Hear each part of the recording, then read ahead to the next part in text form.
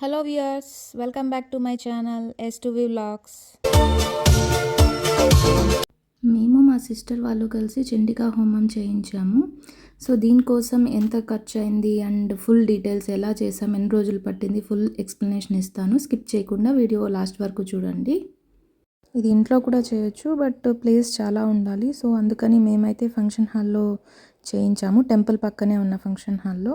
హోమకుండం ఇలా ఓవల్ షేప్లో కొంచెం డిఫరెంట్గా చేయించి పసుపు కుంకుమతో డెకరేట్ చేయించాము.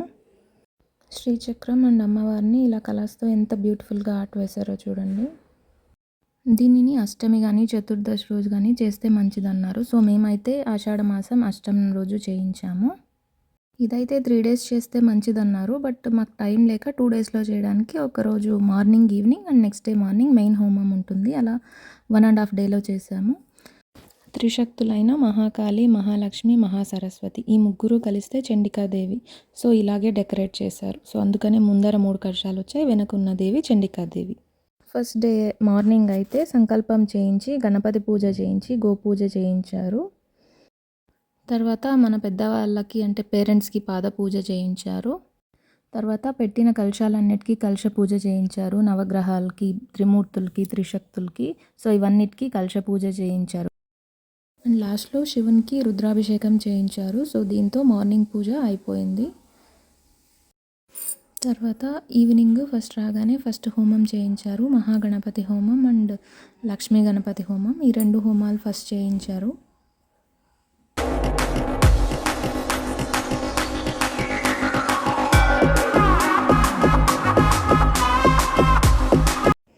హోమం తర్వాత శ్రీచక్రం వేశారు కదా, అక్కడ అమ్మవారి విగ్రహం పెట్టి కుంకుమార్చన చేయించారు.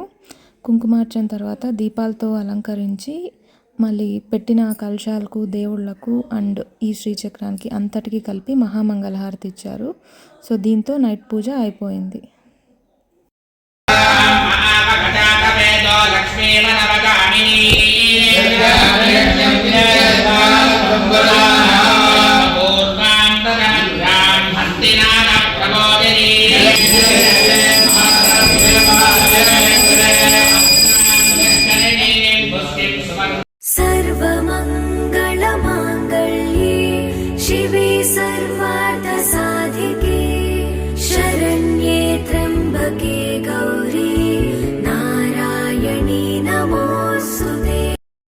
నెక్స్ట్ డే మార్నింగ్ ఫస్ట్ అమ్మవారి టెంపుల్కి వెళ్ళి అక్కడ చీర ఇచ్చి ఒడిబియ్యం పెట్టి తర్వాత దర్శనం చేసుకొని హోమాన్ని స్టార్ట్ చేయడానికి వెళ్ళాము. ఫస్ట్ అయితే శివునికి పూజ చేయించి, అభిషేకం చేయించి, సంకల్పం చేయించి తర్వాత హోమం స్టార్ట్ చేశారు.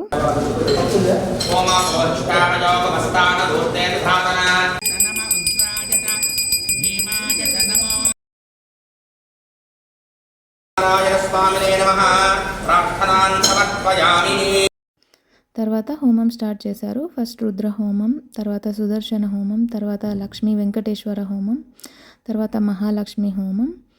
ఇవన్నీ అయిపోయినాక మా నక్షత్రాలకు మళ్ళీ నక్షత్ర హోమం కూడా చేశారు. ఈ హోమాలన్నీ అయిపోయాక చండికా హోమం స్టార్ట్ చేస్తారు. సో దీంట్లో 700 శ్లోకాలు 13 అధ్యయనాలుగా ఉంటాయి.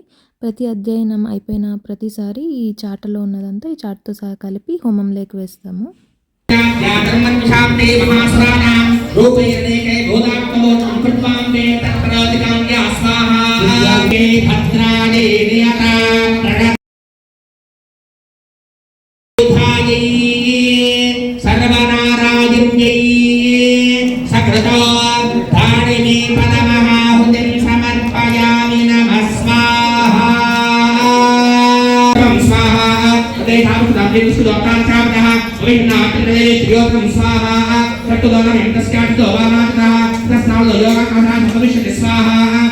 13 అధ్యయనాల్లో 700 శ్లోకాలు ఇదే లాస్ట్ అధ్యయనం.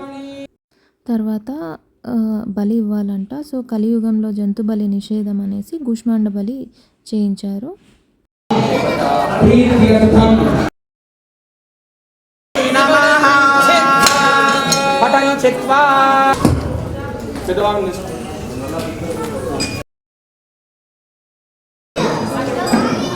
ఓం శరణాగత దేనార్థ పరిత్రాణ పరాయణే సర్వస్యార్థ హరే తర్వాత పూర్ణాహుతి చేయడానికి పూర్ణాహుతిలో వేసేవన్నిటికి పూజ చేయించారు మాతో. తర్వాత అందరితోనూ మొక్కించి సో హోమం గుండంలోకి వేసేసాను. సో దీంతో పూర్ణాహుతి అయిపోయింది.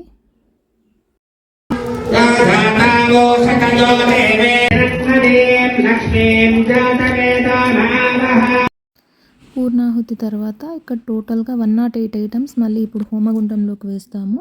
సో ఇవన్నీ 107 ఉంటాయి అండ్ ఫైనల్గా ఒకటి పట్టుచీర. సో అది కూడా హోమగుండంలోకి లాస్ట్లో వేస్తాము. ఇది చూడడానికి చాలా బాగుంటుంది.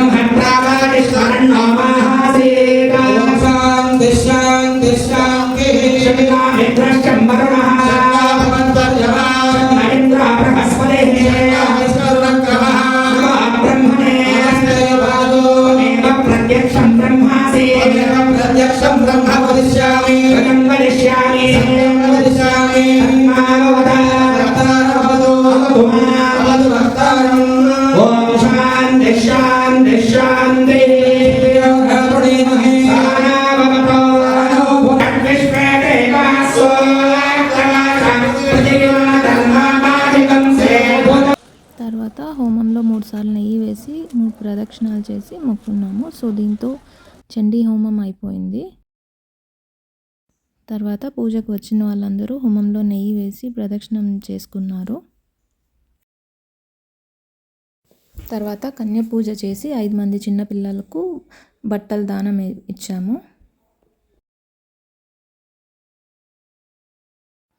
అలాగే 5 మంది సుహాసినులకు కూడా చీర పెట్టి వాళ్ళ బ్లెస్సింగ్స్ తీసుకున్నాము. అలాగే వచ్చిన రిలేటివ్స్ అందరికీ భోజనం పెట్టి తాంబూలం ఇచ్చి వాళ్ళ బ్లెస్సింగ్స్ తీసుకున్నాము. తర్వాత వేద ఆశీర్వచనం ఉంది.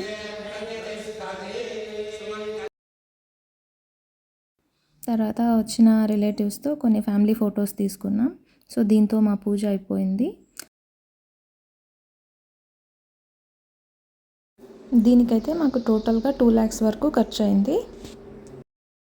సో దీంతో మేము చేసిన చండీ హోమం చాలా బాగా జరిగింది. చాలా బాగా జరిగి అమ్మవారి బ్లెస్సింగ్స్ తీసుకున్నాం. మీకు ఛాన్స్ దొరికితే మిస్ చేసుకోవద్దు, తప్పకుండా అటెండ్ అవ్వండి. Thank you for watching.